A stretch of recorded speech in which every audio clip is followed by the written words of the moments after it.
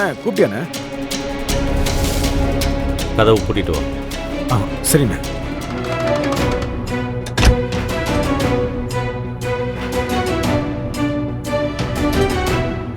சொல்லுங்கண்ணே.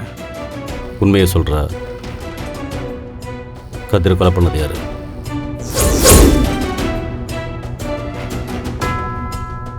எனக்கு எப்படிண்ணே தெரியும்? பிடிக்காதவங்க யாராவது கொலை பண்ணியிருப்பாங்க. போலீஸ் விசாரிச்சுக்கிட்டு இருக்காங்கன்னு கேள்விப்பட்டேன். அப்போ உனக்கு தெரியாதுல்ல? தெரியாதுண்ணே.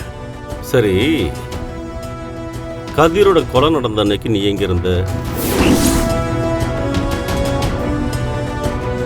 அது அது வந்து நம்ம ஃபைனான்ஸ் கம்பெனியில் தான் நான் இருந்தேன். நீ ஃபைனான்ஸில் இருந்தனா அப்போ உன் செயின் மட்டும் எப்படா கதிரோட கெஸ்ட் ஹவுஸ் போச்சு?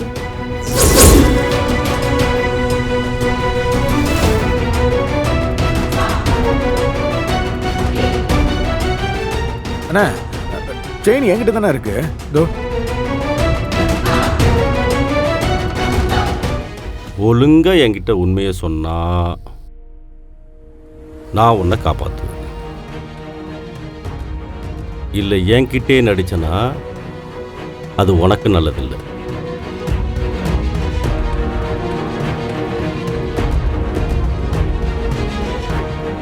ஆமாண்ணே, அந்த செயின் என்னோடது தானே. அந்த செயின் எப்படி எங்கே போச்சு? அண்ணா அந்த கதிரை நான் தானே கொன்னேன். அப்பதான் அந்த செயின் அங்கே விழுந்திருக்குன்னு. ஏண்டா என்னடா பண்ணி வச்சிருக்க? அவனை எதுக்குடா கொலை பண்ண?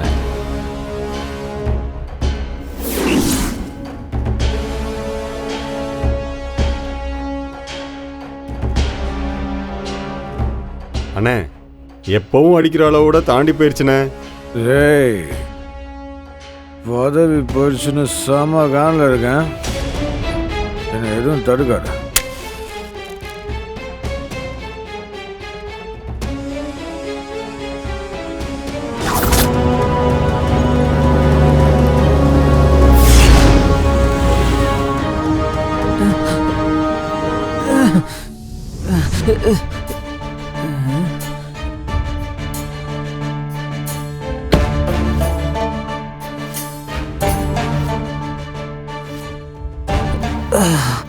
ஐயோ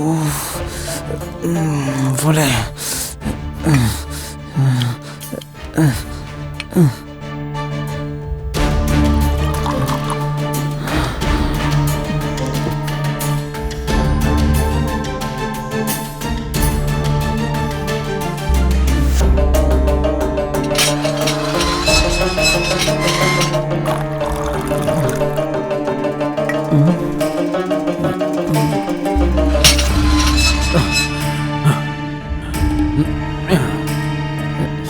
சாவி. ஓ மேல இருக்குல்ல. ஏய் ஏய் நில்றா. ஏய் வாடா. ஏய் இங்க வாடா. வா வா வாடா. ஏய் ஏய் ஏய் நீ தான் என் கட்சில இருந்து என் பதவியை தூக்குறா. ஒரு பொம்பளை பிள்ளைய கல்யாணம் பண்ணிக்க துப்பு இல்ல. நீங்களா நான் ஆம்பளைங்க. உன்னை சும்மா விட மாட்டேன்டா. ஏய் உன்னை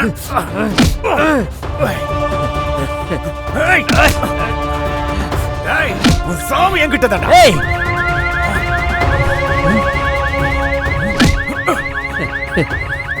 பயந்து வரான் பாரு. பயந்தாங்களிடு ஓடிடு அப்படியே.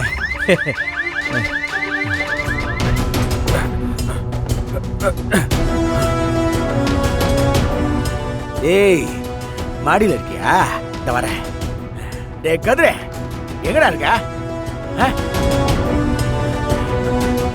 ஓ மொட்டை மாடியில இருக்கியா? அங்க இருந்தா விட்டுருவேன். இந்த வரேன்டா வரேன். ஏய் ஏய் கதிரே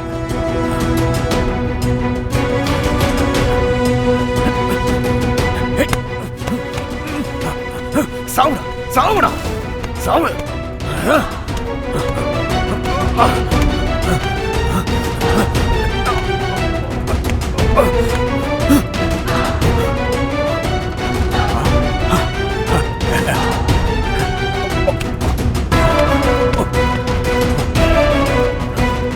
டேய் ஏண்டா ஏண்டா டேய் என்னோட அரசியல் வாழ்க்கை கெடுத்துட்டியடா. அதுக்கு தாண்டா உன்னை கொன்ன. என்ன பகைச்சுக்கிட்டா எவனையும் நான் சும்மாவே விட மாட்டேன்டா.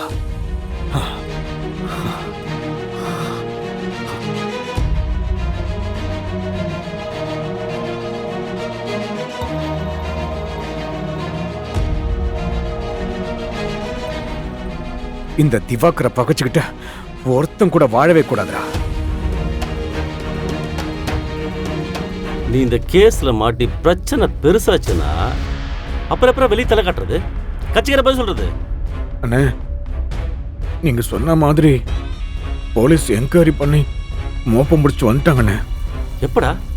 அண்ணே அது 2 நாளைக்கு முன்னாடியே புதுசா வந்த இன்ஸ்பெக்டர் எனக்கு ஃபோன் பண்ணி கதிர் கொலை நடந்த இடத்துல உங்க ஃபோன் டவர் இருந்திருக்கு, அதனால விசாரிக்கணும்னு கூப்பிட்டாங்கண்ணே. சரி, நீ என்ன சொன்னதுக்கு? நானும் கிளம்பி போனேண்ணே.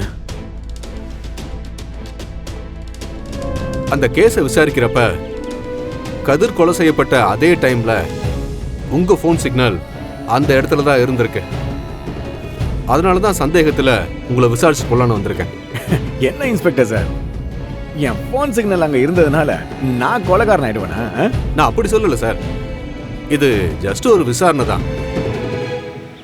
ஏன்னா எங்களுக்கு இறந்து போன கதிரோட பாடியில இருந்து ஆம்பளைங்களோட ஃபிங்கர் பிரிண்ட்ஸ் கிடைச்சிருக்கு. அதே சமயத்துல அந்த இடத்துல ஒரு பொண்ணு இருந்ததுக்கான அடையாளமும் இருக்கு. பட் நாங்க அந்த இடத்த ஸ்டடி பண்ணதுல செத்து போன அந்த கதிருக்கும் அவரை கொலை பண்ண கொலைகாரனுக்கும் ஒரு தள்ளுமுள்ளு ஏற்பட்டிருக்கு. அதுக்கான தடயங்களை எல்லாம் எங்களால் அங்க பார்க்க முடிஞ்சது. கதிரை பொறுத்த வரைக்கும் நல்ல பலமான ஒரு ஆளு. அவர் கூட தள்ளுமுள்ளு ஏற்பட்டிருக்கணும்னா கண்டிப்பா அது ஒரு பொம்பளையா இருக்க வாய்ப்பில்லை. உங்களை மாதிரி ஒரு நல்ல கட்டுமஸ்தான உடம்பு இருக்கிற ஒரு ஆம்பளையா தான் இருக்க முடியும்.